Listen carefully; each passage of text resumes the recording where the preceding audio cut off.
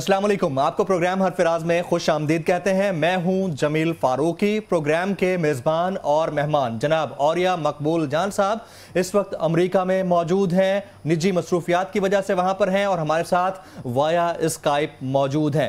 नाज़रीन, प्रोग्राम के पहले हिस्से में हम बात करेंगे 19 मई की। 19 मई इंतहाई अहम दिन है क्योंकि सऊदी किंग, पाकिस्तान के वज़ीर आज़म मियां नवाज शरीफ और अमरीकी नौमुंतखब सदर डोनाल्ड ट्रंप इनके दरमियान मुलाकात होने जा रही है। खित्ते में कितनी बड़ी तब्दीलियां रूनुमा हो सकती हैं, मशरिक़ वुस्ता को किन हालात का सामना करना पड़ सकता है, इस पर हम बात करेंगे औरिया साहब से। औरिया साहब, 19 मई कितना अहम दिन है डेमोग्राफिकली? एक तवील अरसे से ये सूरत हाल जो थी वो पक रही थी और शाम वो जगह है कि जिसके ऊपर ये सारी की सारी लड़ाई जो है वो आगे बढ़नी है। यमन जो है उस पर किसी न किसी हद तक सऊदी अरब जो है उसने अपने जुल्म से और अपनी बहुत सारी एरियल बमबारी से उस पर काफ़ी हद तक हालात को काबू कर लिया है। लेकिन असल मसला इस वक्त ये बना हुआ है कि अमेरिका जो है वो अपनी प्रेजेंस चाहता है और रूस भी अपनी प्रेजेंस उस इलाके के अंदर चाहता है। और इसके लिए सबसे अहम चीज जो पेशरफ्त हुई थी पहली थी वो 36 ममालिक की फौज बनी थी जिसमें राहिल शरीफ साहब यहाँ से गए थे। अब राहिल शरीफ साहब जो हैं ये बुनियादी तौर पर, इसको मैं मुस्लिम उम्मा की फौज नहीं कहता हूँ, ये बेसिकली मुस्लिम हुक्मरानों की फौज है। वो हुक्मरान जो कि मिस्र में बैठे हुए हैं, जो कि सऊदी अरब में बैठे हुए हैं, जो कि यूएई में बैठे हुए हैं, जो कतर में बैठे हुए हैं, जो मस्कत अमान में बैठे हुए हैं, जो बहरीन में बैठे हुए हैं, इस तरह और दूसरे ममालिक के अंदर जिनमें और भी, जिसमें ट्यूनिस भी आ जाता है, मराकश भी आ जाता है, ये सारे ममालिक में ये हुक्मरानों ने अपने अपने मफादात के तहफ़्फ़ुज़ के लिए एक फौज बनाई है। उस फौज में पाकिस्तान जो है, चूंकि ज़ाहिर बात है पाकिस्तान सऊदी अरब का बड़ा मरहून मिन्नत है। जब हमारे एटमी धमाके हुए थे तो सऊदी अरब ने पाकिस्तान को फ्री तेल सप्लाई किया था और पाकिस्तान के ऊपर जब पाबंदियां लगी थी उस वक्त उसका काफी हद तक जिसे कहते हैं ना वो बड़ा नरम गोशा था जी पूरी दुनिया के मुकाबले में। तो इसमें एक पोजीशन और है। इसके पहले ही ईरान ने बाकायदा एक स्टेटमेंट दी थी कि अगर ये सूरत ऐसी बिगड़ी तो हम सऊदी अरब में मक्का और मदीना छोड़ के बाकी पूरा सऊदी अरब तबाह और बर्बाद कर देंगे। अब मक्का मदीना के अलावा भी कोई देखें, रसूलुल्लाह सल्लल्लाहु अलैहि वसल्लम जो हैं वो तबूक भी गए हैं। सारे सऊदी अरब में रसूलुल्लाह सल्लल्लाहु अलैहि वसल्लम के पांव के कदमों के निशान मिलते हैं, सहाबा के निशान मिलते हैं। खुद उनके हज़रत अली मुर्तज़ा कूफा में गए थे, उसी रास्ते से गुजर के सैयदना इमाम हुसैन भी गए थे। मगर तबर्रकात को छोड़ दो, आप चाहो कि आप लड़ना चाहते हो लड़ना चाहते। इस तरह सऊदी अरब ने भी उसी तरह ईरान को चैलेंज किया हुआ है। ट्रंप जो वहां पहुंच रहा है, एक तो $100 बिलियन की वो अपना परचेज करेंगे सऊदी अरब वाले जी, और ये बहुत बड़ी परचेज होगी। अभी तक सऊदी अरब की जो मेजर परचेज हुई है असले की वो $60 बिलियन की हुई है। $100 बिलियन में $1 ट्रिलियन परचेज, एक तो ये हो जाएगा वहां पर। दूसरा ये है कि रूस के लिए अब रास्ता बनता है कि वो कैसे वहां पर खड़ा हो। अब शाम के अंदर जो आप देखें कि शाम के अंदर इनका आपस में अमेरिका का रूस का समझौता सा हो गया हुआ। हलब जो है वो उन्होंने दे दिया रूस को, हिजबुल्लाह को और किसको, तीसरा जो था वो अपना बशार अल-असद को जी, बशार अल-असद। इदलब जो है वो बाकी लोगों को मिल गया।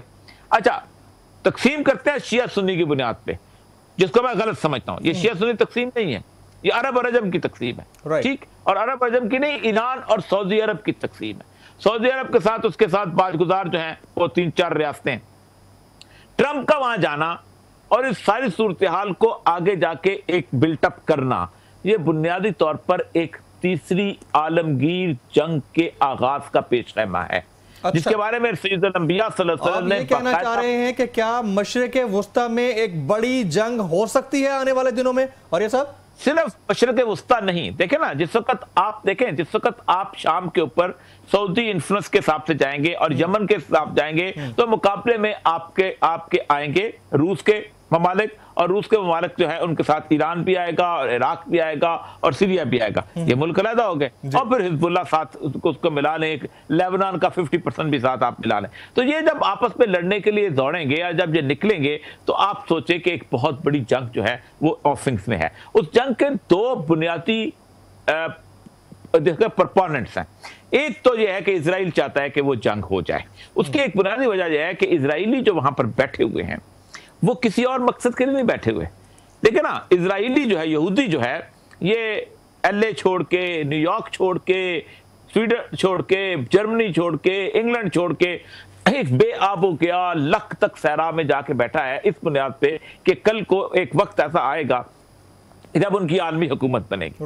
अब आलमी हुकूमत बनने के लिए आपके मुल्क का साइज बड़ा होना चाहिए, लेकिन इजराइल का साइज बड़ा नहीं हो सकता। सामने तो अरब है, ठीक है, अरबों के ऊपर आप लड़ोगे या हुकूमत करोगे, तो इजराइल का अगर साइज ना भी बड़ा हो तो दुनिया का साइज वो छोटा करना चाहेंगे। और रसूल अकरम की अहादीस में यही कहते हैं कि दुनिया जो है बिल्कुल एक दूसरे के ऊपर इतने कत्लो गारत होगा, मलामतुल कुबरा जिसने आपको कहा है, बड़ी जंग के पूरी की पूरी दुनिया में 100 में से 99 लोग जो है वो मर जाएंगे, और वो शुरू भी शाम ही के इलाके से। और ये सब $1 मिलियन क्वेश्चन ये है कि इस मुमकिन जंग में जिसका खदशा जाहिर किया जा रहा है, पाकिस्तान और राहील शरीफ साहब किस तरफ होंगे? और साहब जी, ये बहुत बड़ा क्वेश्चन है, ये इतना बड़ा सवाल है कि जिसके बारे में आपको सोचना पड़ेगा। देखिए, अमेरिका ये समझता है कि वो क्रॉस कॉन्टिनेंट, अक्रॉस अटलांटिक एक कंट्री है, ठीक है, अटलांटिक का समुद्र बीच में आ जाता है, हमारे सॉइल्स को कोई कुछ नहीं कर सकता।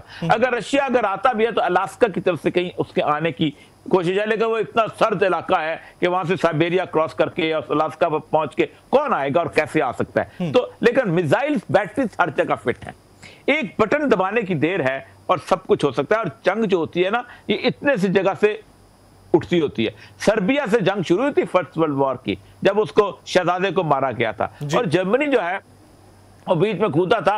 आप सोचें कि उन्होंने यूगोस्लाविया के लोगों ने बकायदा माफी मांगी थी कि हमारा इसमें कोई कसूर नहीं है, लेकिन उनकी माफी किसी ने सुनी नहीं थी। अभी भी अगर कोई मसला ऐसा हुआ, क्योंकि रसूल अकरम की हदीस है कि एक बादशाह के मरने के ऊपर इख्तलाफात उठेंगे।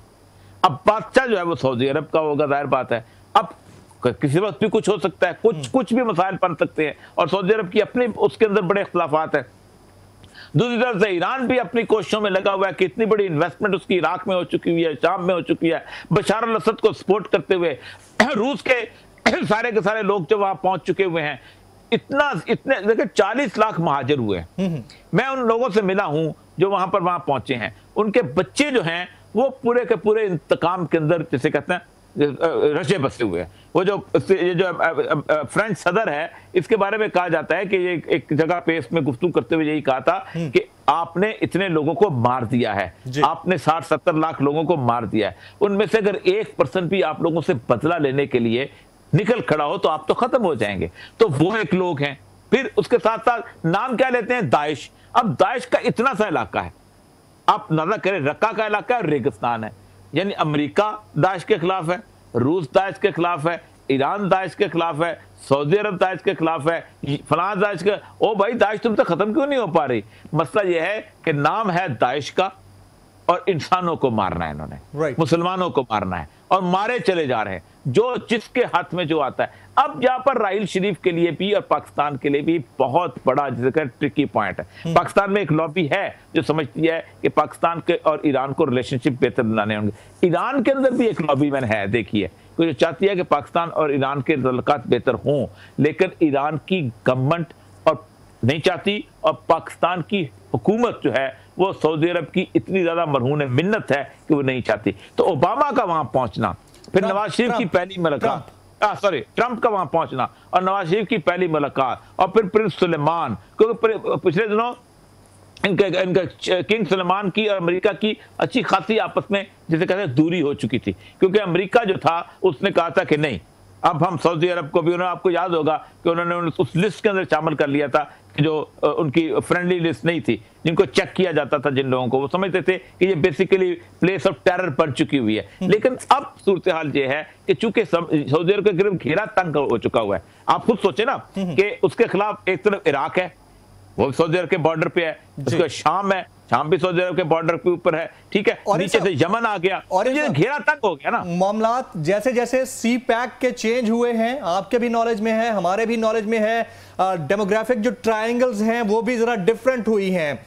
Russia, China, Pakistan, Iran, Afghanistan, India, और किसी ना किसी तौर अमेरिका भी उसके बैक पे। अब ऐसी सूरत में जबकि प्राइम मिनिस्टर नवाज शरीफ और डोनाल्ड ट्रंप के दरमियान पहली मुलाकात होने जा रही है, किंग ऑफ सऊदिया शाह सलमान भी वहां पर होंगे, तो ऐसी सूरत हाल में क्या अमेरिका का ये ट्रंप पाकिस्तान के लिए इस डेमोग्राफिक चेंज में एक ट्रंप कार्ड की किरदार अदा कर सकता है? और ये सब देखिए, रियासतों का मसला जो होता है ना, वो अपने मफाद के हिसाब से चलता है।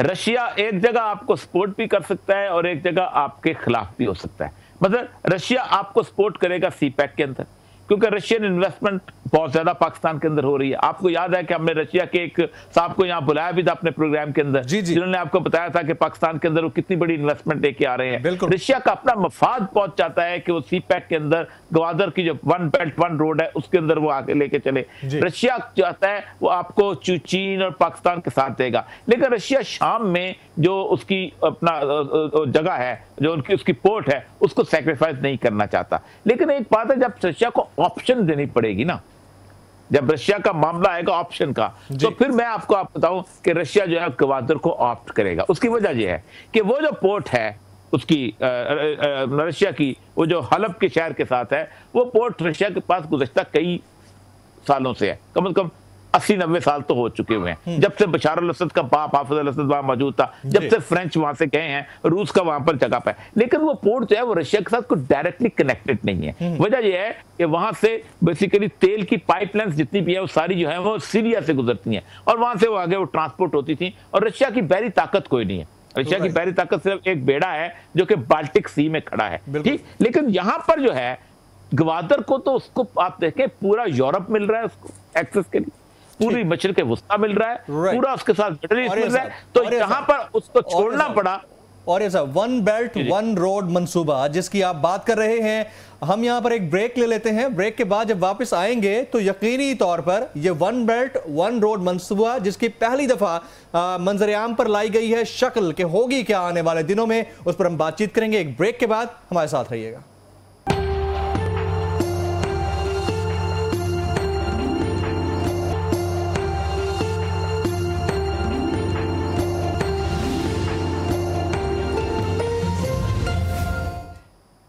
जनाब, सी पैक, चाइना पाक इकोनॉमिक कॉरिडोर और वन बेल्ट वन रोड मंसूबा इंतहाई अहमियत का हामिल, पूरी दुनिया की नजरें इसके ऊपर हैं और पहली दफा पाकिस्तान की जानिब से पाकिस्तानी हुकूमत के सभी अहम कारिंदे, जिनमें वज़ीर आज़म पाकिस्तान, चारों सूबों के वज़राए आला, अहम वज़रा और उन शख्सियात का वहाँ जाना और वहाँ पर इस मंसूबे का इफ्तिताह किया जाना, उसकी बातें सामने आई हैं। और ये मंसूबा पहली दफ़ा मंजर-ए-आम पर आया है, इसकी हतमी शक्ल क्या है, इस पर हम बात करेंगे औरिया साहब से। औरिया साहब, ये वन बेल्ट वन रोड मंसूबा, इसकी जो शक्ल सामने आई है वो आई क्या है, जरा हमारी आवाम के सामने भी रख दीजिएगा इसको।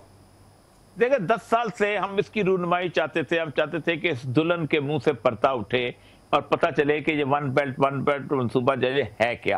आप सोचें कि इसके ऊपर कितनी बड़ी लड़ाइयां हमने बार बार हो चुकी हुई हैं कि कोई कहता था ये रोड जो है ईस्टर्न साइड से जाने चाहिए, कोई चाहता था नहीं ये वेस्टर्न साइड से जाने चाहिए, कोई चाहता था ये सेंटर पे जाने चाहिए, कोई कहता था कि ऑलरेडी हमारा मोटरवे बना हुआ है उसी को कनेक्ट करें हवेलियां के साथ जाके, और फिर आगे जाके जो हमारी जो रोड है जो कि सिंध को जाती है जिसमें हैदराबाद का, उसका मोटरवे बनाने तो हमें ज्यादा खर्चा ना करना पड़ेगा। फिर हर कोई समझता था कि इससे फायदा उठा रहे हैं लोग और तो हमें भी उठा लेना चाहिए। कोई कहता ऑरेंज ट्रेन वहां से बन रही है तो हमारे लिए भी ऑरेंज ट्रेन आ जाए। कोई कहता था जी वहां से वो बड़ा वाला जो पार्क है solar park, Quaid-e-Azam solar park, वो उससे बन रहा है तो कोलू में भी सोलर पार्क बने। ये इतनी ज्यादा बातें थी। उसकी वजह यह है कि पाकिस्तान की हुकूमत ने इस मंसूबे को बुनियादी तौर पर छुपा के रखा हुआ था। ये आसन इकबाल साहब की लगता था बगल में कोई एक बैग है, उस बैग के अंदर था। और साहब आई स्टॉप यू हियर, ये बताइएगा ये मंसूबे को छुपा के रखने की वजह क्या थी, ये आप डिस्क्लोज करेंगे हमारे सामने?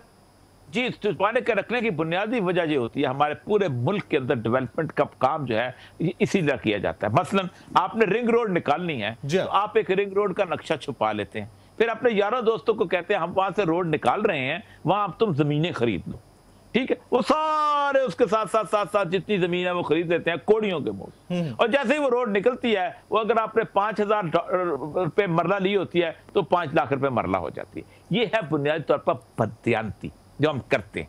अच्छा, अब उन्होंने चाइना ने इतने बड़े कॉन्फ्रेंस बुलाई है वन बेल्ट वन रोड की, जिसके अंदर उन्होंने इतना सारे लोगों को बुलाया। उस बुलाने के बाद उसके अंदर उन्होंने उसकी नकाब कुशाई की कि हम करना क्या चाहते हैं जी। उससे पहली बात जो बड़ी सरप्राइजिंगली निकली है वो ये है कि हम ये समझते थे कि चाइना यहाँ पर सनती तरक्की करेगा। अच्छा, हम ये समझते थे कि चाइना यहाँ पर इंडस्ट्रियल जोन्स बनाएगा थोड़े से, ठीक है, ये ज्यादा बनाएंगे। ऐसा नहीं है। हम ये समझते थे कि जहां, मैं बताता हूं आपको, आप ये समझते थे कि चाइना जहां एनर्जी का प्रोजेक्ट लगाओ ना, नहीं। अच्छा, चाइना यहां पर पाकिस्तान के अंदर एग्रीकल्चरल तरक्की के लिए आएगा, यानी हम उनके लिए सब्जियां उगाएंगे, केले उगाएंगे, सलाद उगाएंगे, टिंडे कद्दू उगाएंगे, और वो हमारे ऊपर से गुजर के। और ये साहब, अगर फैक्ट्स एंड फिगर्स को देखा जाए तो हम एग्रीकल्चरली या ज़राई तौर पर वैसे ही इतने साउंड हैं कि हमें जरूरत है क्या कि हम चाइना की मदद लें इस सारे मामले को देखने के लिए? उसमें दो चीजें होती है जी। अफ्रीका क्यों तबाह हुआ है? क्यों अफ्रीका इसलिए तबाह हुआ है कि बुनियादी तौर पर अफ्रीका में उन्होंने कहा कि हम आपके एग्रीकल्चर को हैंडल करते हैं। ठीक, एग्रीकल्चर हैंडल करने का मकसद ये होता है कि आप फौरी तौर पर वहां पहुंचते हैं और आप कहते हैं कि हमें कॉर्पोरेट फार्मिंग के लिए जमीनें दे दो। जी।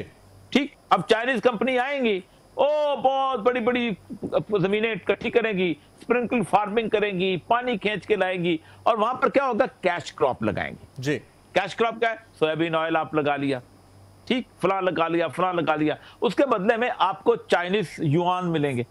वो युआन कागज होते हैं, वो बहुत बड़ा बैग भर लेंगे। अब आपने खाना क्या खाना है? खाना तो आपने गंदम खानी है। खाना क्या खाना है? खाना तो आपने चावल खाना। अच्छा, चावल चाहिए, वो चावल तो हमने लगाया नहीं क्योंकि हम तो कैश क्रॉप लगा रहे थे। अच्छा, ये बोरी एक नोटों की वापस दे दो और चावल ले लो, दूसरी बोरी नोटों की वापस ले लो, गंदम ले लो, तीसरी बोरी ले लो, फल ले लो, सब्जियां ले लो। तो अफ्रीका को आप देखिए, अफ्रीका में कई गुना ज्यादा एग्रीबल लैंड बन गई हुई है, लेकिन उसके बावजूद भी अफ्रीका में कहत साली है, अफ्रीका में भूख है, अफ्रीका में अफलास है। उसकी बुनियादी, अफ्रीका कभी भूखा नहीं था। तो अल्लाह ने जितना अफ्रीका को माला माल किया हुआ है दो तीन चीजों के। आप देखें, सबसे बड़ा दरिया जो नाइल है वो अफ्रीका का सीना चीर कर बहता है और पूरे अफ्रीका को सैराब कर सकता है। ज़ाम्बिया का जो सबसे बड़ा दरिया है, ज़ाम्बिया जिम्बाब्वे का, वो वहां से निकलता है, और विक्टोरिया फॉल जो है दुनिया की सबसे बड़ी फॉल है। इतना पानी जिस बड़े आदम के पास हो वो भूखा मर जाए, इसका मतलब है कि समथिंग इज रॉन्ग समवेयर। ठीक, और वो रॉन्ग यही थी कि जितने कॉर्पोरेट कल्चर के लोग होते हैं ये वहां पर वो क्या करते हैं कि कॉर्पोरेट फार्मिंग करते हैं फॉर द कैश क्रॉप्स। अब कैश क्रॉप में आपको पता है कि क्या क्या होती है। ठीक, अब यहां पर एक तो एग्रीकल्चर यहां पर आएगा, दूसरा उन्होंने ये रखा है कि इस वन बेल्ट के अंदर उन्होंने पूरी दुनिया को इकट्ठा करके यहां ले आए कि आप यहां से इसके ऊपर अपनी गाड़ियां चलाएंगे और अपने लोग लेके निकलेंगे। मैंने कई दफा कहा है कि दुनिया में सबसे बड़ा रास्ता जो खुला था इंसानी तारीख, मॉडर्न तारीख के अंदर, वो स्वेज कैनाल का रास्ता खुला था। स्वेज कैनाल के ऊपर हर रोज जो है यूरोप से जो बड़े बड़े जहाज, मतलब आप एक जहाज जो होता है उसके अंदर दो दो ट्रेनें आ जाती हैं, इतने बड़े बड़े जहाज होते हैं। ठीक, वो जहाज जो है वो कंटेनर्स गुजरते हैं, और मिस्र जो है वो $8 बिलियन हर साल कमाता है, $8 अरब। लेकिन मिस्र गरीब का गरीब है, गुर्बत खत्म नहीं हुई मिस्र की, इसलिए कि उसने मुबारक की करप्शन मौजूद थी। जब तक आपकी करप्शन मौजूद है आप कुछ तरक्की नहीं कर सकते। दूसरा एक और चीज जो है कि ये मंसूबा बनाया दो लोगों ने। अच्छा, एक है चाइनीज बैंक ने बनाया, और दूसरा इनका चाइनीज डेवलपमेंट जो कंसोर्शियम है, उन्होंने, जैसे हमारे यहाँ LDA होता है, इसमें पाकिस्तान शामिल नहीं था इस मंसूबासाजी में? पाकिस्तान की कोई कंट्रीब्यूशन नहीं है। इसमें पाकिस्तान, हमने आप हम अगर अपना मफाद देना चाहते हैं अब टाइम है। अब इन दोनों ने अपने हिसाब से बनाया है। इन दोनों के लिए दो चीज चाहिए। एक तो ये चाहिए कि उनके रोड से यहाँ पर चलते रहें, यानी वो गिलगित से जैसे चलेंगे ना, गिलगित में ऊपर क्या नाम थे उनकी जगह, खुंजराब से जब रोड चले, काफिला चले, तो काफिला जो है वो सीधा गवादर पहुंचे। इस काफिले को किस चीज की जरूरत है? दो तीन चीजों की जरूरत है। एक तो अगर वो नाइट स्टे करना है तो आप होटल हो, जी, ठीक है, ठीक, और वो उन्होंने उसमें प्रोविजन रखी है, होटल्स होंगे, दूसरी अरेंजमेंट होंगे। दूसरा, अगर वो उनको खाने पीने हैं तो सब्जियां उगाएंगे, आप चाइनीज सूप होगा, ठीक है, चाइनीज सलाद होगा, चाइनीज चावल चाइनीज चौमन खाएंगे, और तीसरा उन्होंने ये रखा है कि हम उसके चाइनीज कल्चर को अडॉप्ट करें। आप देखें कि इस वक्त पाकिस्तान के अंदर तकरीबन 100-150 के करीब जो हैं वो अदारे खुल गए हैं, कोई चाइनीज लैंग्वेज सिखा रहे हैं। अभी पिछले दिनों CNN की बहुत बड़ी रिपोर्ट आई है कि वो सारे के सारे जो है वो चाइनीज जबान को, बात है, आपने कम्युनिकेट करना है।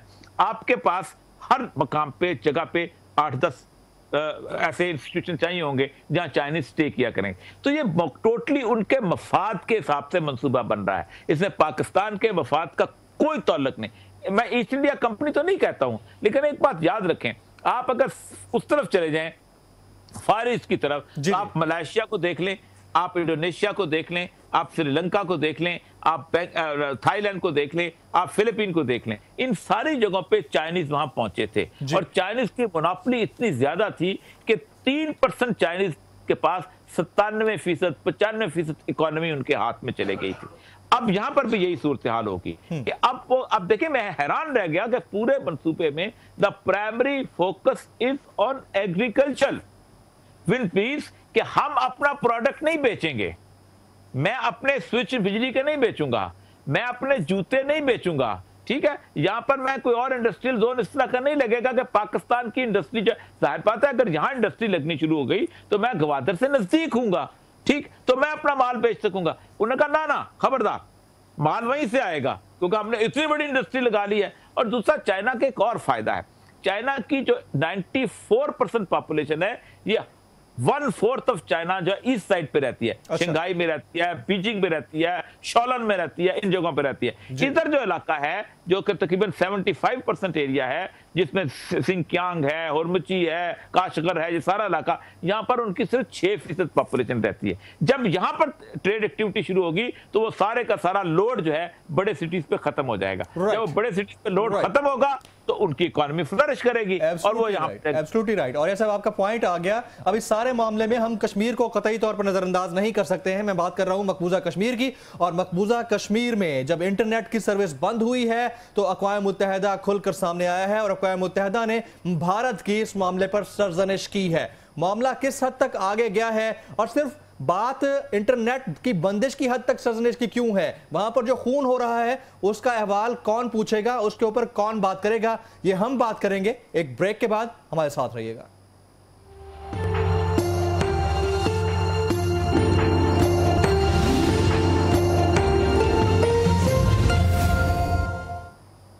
जनाब, अक़वाम मुत्तहिदा ने मकबूजा कश्मीर में इंटरनेट की बंदिश पर भारत की सरजनिश की है और कहा है कि भारत ये बैन फौरी तौर पर उठा ले क्योंकि ये आज़ादी इजहार राय के खिलाफ है। यूएन का ये इकदाम कितना बड़ा है ये हम जानेंगे औरिया साहब से। औरिया साहब, कश्मीरियों का खून इतने अरसे से हो रहा है, उस पर यूएन नहीं बोलता, अक़वाम मुत्तहिदा नहीं बोलता, इंटरनेट की बंदिश हुई, यूएन को चुभन हो गई है, ये मामला है क्या? देखें, इंसानी जान की इससे ज्यादा बेहुरमती नहीं हो सकती। जिस वक्त पैलेट्स लग रहे थे, जिस वक्त 100 से ज्यादा कश्मीरी अंधे हो रहे थे, अक़वाम मुत्तहिदा ने एक लफ्ज नहीं बोला। लेकिन चूंकि अक़वाम मुत्तहिदा को फीड करता है वो तबका कि जिस तबके ने ये कमाई करनी होती है, आप अंदाजा करें सोशल मीडिया बैन हुआ है, यूनाइटेड नेशन ने स्टेटमेंट दी। यानी इससे ज्यादा तकलीफ से सूरत हाल हो नहीं सकती कि आप इजहार, और इंसान जिंदा रहेगा तो इजहार आजादी होगी ना, उसकी आजादी का इजहार होगा ना। बिल्कुल, इंसान बोल सकता होगा, इंसान देख सकता होगा तो तब बताएगा ना कि मैंने क्या बोलना है जी। इंसान की आप जान ले रहे हो, 7 लाख लोग वहां खड़े हुए, आप छोटी छोटी बच्चियां, स्कूल की बच्चियां, आप तो पत्थर उठा के मार रही हैं। ह्यूमन शील्ड के तौर पर गाड़ी के ऊपर वो एक कश्मीरी को बांधते हैं और उसके बाद गुजरते हैं ताकि पत्थर लगे तो उस कश्मीरी को लगे, हमें ना लगे। और आप इंटरनेट, फेसबुक बंद होती है, आप अपना जो ट्विटर बंद होता है, यूनाइटेड नेशंस का सेक्रेटरी जनरल बकवास करता है। यानी तुम लोगों ने फ्रीडम ऑफ एक्सप्रेशन पर पाबंदी लगाई है, तुम इंसानी जानों के तहफ़्फ़ुज़ के लिए बैठे हो या फ्रीडम ऑफ एक्सप्रेशन के तहफ़्फ़ुज़ के लिए बैठे हुए? यही मामला है कि हम बुनियादी तौर पर इंसान की जान जो है, जितनी इन 25-30 सालों में अर्जा हुई है, आप उठा के देख लीजिएगा। 9/11 के बाद तो ऐसे लगता है कि जिससे हॉलोकॉस्ट मुसलमानों का शुरू हुआ।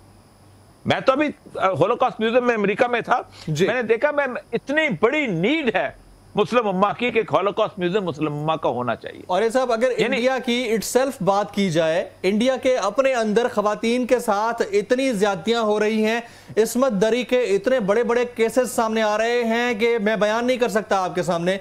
तो ऐसी सूरत हाल इंडिया के अपने अंदर ये हो रही है तो वो क्या मकबूजा कश्मीर को संभालेंगे जिसको वो अपना अटूट अंग कहते हैं? अक़वाम मुत्तहिदा अपने सवाबदीदी इख्तियारात क्यों नहीं इस्तेमाल करता इस सारे मामले को हल कराने के लिए? और ये साहब, मैं आपको बताऊं, मुझे ये रोहतक वाला जो केस है वो मुझसे पढ़ा नहीं किया, आधे से ज्यादा मैं पढ़ नहीं सका, मैं उसी की बात कर रहा हूं। जी जी। यानी Delhi is the rape capital of the world. जी, दुनिया में जितने रेप दिल्ली में होते हैं कहीं नहीं होते। उस बच्ची को उठाया है, उसको लेके गए हैं और ले जाने के बाद उसको पहले तो रेप करते रहे कुछ दिन, उसके बाद उसके साथ वो बच्ची जो है वो उसने कोई कुछ नशा पिलाया, उसने कहा कि मैं तुम्हें पुलिस में पकड़ाऊंगा। उसके पास जिस तरीके से उसके साथ ज्यादती की है, उसको जिंदा रख के जिस तरह, यानी तकलीफदेह सूरत हाल मैं पढ़ नहीं सकता हूँ। और नरबाहा का अभी उन्होंने जो अभी मुकदमे में उन्होंने उसको सजा दी है, उसके 2 दिन के बाद ये हुआ।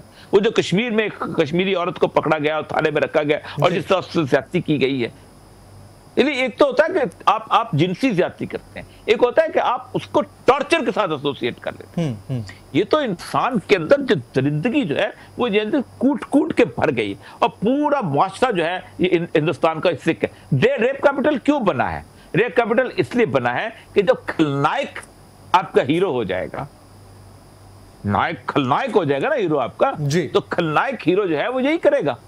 जब आप उसमें तलज़्ज़ुज़ लेंगे, जब आप उसमें लुत्फ लेंगे, तो ये एक तो उनका मीडिया, एक उनके फिल्म इंडस्ट्री, उसके साथ साथ उनके यहाँ दूसरी चीजें और भी हैं कि आपके यहाँ किसी भी उसकी इज्जत और तौकीर नहीं है जो कि उसके अपना आपकी छोटी जात का बंदा है, छोटी जात के बंदे। अब आप देखें पिछले दिनों वो जो सहारनपुर के को 70 के करीब जो दलित थे, उन्होंने बकायदा इस्लाम कबूल किया और उन्होंने कहा कि मतलब हम इसके सरकार के खिलाफ, हम मोदी सरकार के खिलाफ सहारनपुर के, और उन्होंने कहा कि मुसलमान इसलिए हो रहे हैं कि जब मार ही खानी है तो फिर इकट्ठे मिलकर मार खाएं, कि मुसलमान भी मारे जा रहे हैं, दलित भी मारे जा रहे हैं, शूदर भी मारे जा रहे हैं, तो इकट्ठे मिलकर खाएं। तो इंडिया का बेसिकली हाल जो है वो 3-4 चीजों से मिक्स करके बन गया हुआ है। एक तो उनकी इंडस्ट्री जो है उसने जिनसी हिजान पैदा किया, और दूसरा एटलीस्ट अगर काउंटर जो है नैरेटिव की बात की जाए और उस सारे मामले को देखने की बात की जाए, तो इंडिया अगर कुलभूषण के मामले पर आलमी अदालत इंसाफ में जा सकता है, तो पाकिस्तान टेरिटोरियल रीएलोकेशन के मामले पर आलमी अदालत इंसाफ में क्यों नहीं जा सकता मकबूजा कश्मीर के मामले पर? और ये सब वो फैज का शेर है कि हमको उनसे वफा की है उम्मीद जो नहीं जानते वफा क्या है। वफा क्या है? आप किन लोगों से? आप नवाज शरीफ से तवक्को रखते हैं, आप पूरी की पूरी नवाज शरीफ गवर्नमेंट से तवक्को रखते हैं।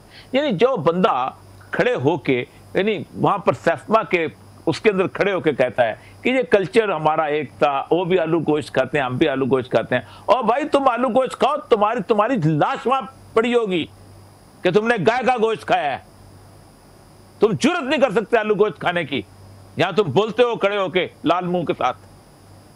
वो बातें करते हैं। जाती उम्र में हैसियत क्या थी तुम लोगों की जो इस पाकिस्तान ने तुमको इतना दे दिया है? लोग नहीं जानते, लोगों को नहीं पता कि औकात क्या थी, उसके बावजूद भी पाकिस्तान के खिलाफ गुफ्तगू करते हैं खड़े होकर। किस दिन से कोई तवक्को ना रखें। राइट, चले पाकिस्तानी हुक्मरानों को छोड़ देते हैं, अक़वाम मुत्तहिदा की बात कर लेते हैं, क्योंकि अक़वाम मुत्तहिदा ने ही इंटरनेट के मामले पर भारत की सरजनिश की है। अक़वाम मुत्तहिदा का रोल क्या है? अगर अक़वाम मुत्तहिदा की करारदादों के मुताबिक ही हम मकबूजा कश्मीर के मामले का हल चाहते हैं, तो अक़वाम मुत्तहिदा का किरदार इसमें है क्या और हो क्या सकता है आने वाले दिनों में? और ये साहब लास्ट क्वेश्चन देखिए, अक़वाम मुत्तहिदा इज अ डिबेटिंग सोसाइटी जी। वहां शानदार लोग जाते हैं, लिखी हुई तकरीरें पढ़ते हैं, तालियां बजती हैं और वापस आ जाते हैं। जिस दिन कॉलिन पावल इराक की वॉर के लिए अपना डोजियर लेके गया था, वो डोजियर जो कि एक बच्चे की स्टडी थी, पीएचडी की थीसिस, वो लेके गया था कि Iraq has weapons of mass destruction, और आपने 5 लाख बंदा मार दिया था वहां पर। और उसके बाद टोनी ब्लेयर खड़े होकर कहता है कि हमारे पास वेपन ऑफ मास डिस्ट्रक्शन के पास कोई रिपोर्ट नहीं थी, हमें माफी मांगनी चाहिए। 5 लाख इंसानों को मारने के बाद अगर आप माफी मांगते हैं, मिलोसेविच को उठा के आप इंटरनेशनल कोर्ट ऑफ जस्टिस में खड़ा करते हैं, आपने टोनी ब्लेयर को खड़ा किया, आपने जॉर्ज बुश को खड़ा किया। अमेरिका कहता है मेंबर ही नहीं है। आपको पता है कि दुनिया के बड़े बड़े कॉन्वेनेंट्स में अमेरिका मेंबर नहीं है।